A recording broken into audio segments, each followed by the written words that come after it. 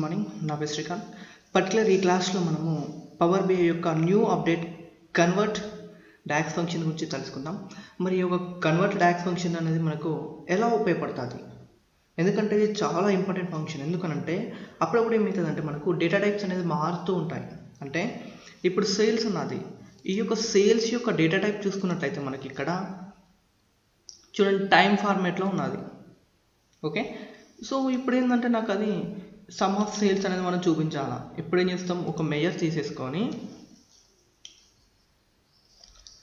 Measure name చూడండి some of sales.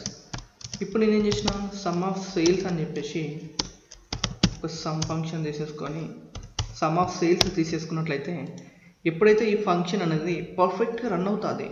కానీ ఎప్పుడైతే మీరు ఒక కర్వ్ తీసుకొని ఈ సెలెక్షన్ చేసుకున్నట్లయితే మీకు ఆటోమేటిక్గా ఎర్రర్ అనేది రావడం జరుగుతుంది. ఎందుకు అనంటే దీని యొక్క డేటా టైప్ అనేది వేరే ఉన్నది. ఓకే, సి డీటెయిల్స్ క్లిక్ చేసేసినట్లయితే చూపిస్తుంది ఇక్కడ ఇన్వాలిడ్ డేటా టైప్స్ అని చెప్పేసుకొని could not load the data for this visual.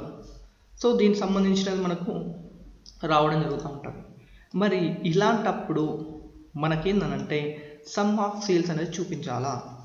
So ఇలాంటి సిచ్యువేషన్స్లో మనం సమ్ ఆఫ్ సేల్స్ అనేది చూపించాలి అనుకున్నప్పుడు మనం ఏంటంటే కన్వర్ట్ అనే ఫంక్షన్ తోటి మనము చూపించవచ్చు. అంటే ఇప్పుడు నేనేం చేస్తున్నానంటే convert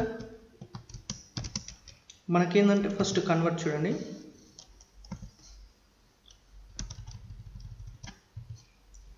convert expression with data type. ఇక్కడ ఏంటంటే convert and expression to the specified data type. ఇప్పుడు నాకేంటంటే సమ్ ఆఫ్ సేల్స్ అనేది కావాలి. ఈ యొక్క సమ్ ఆఫ్ సేల్స్ అనే డేటా టైప్ అనేది కరెక్ట్గా లేదు, అంటే మనకు టైం ఫార్మేట్లో ఉన్నది. అయితే ఇప్పుడు నేను ఏం చేస్తున్నానంటే దీని యొక్క డేటా టైప్ అనేది డబుల్లోకి సెట్ చేస్తున్నాను.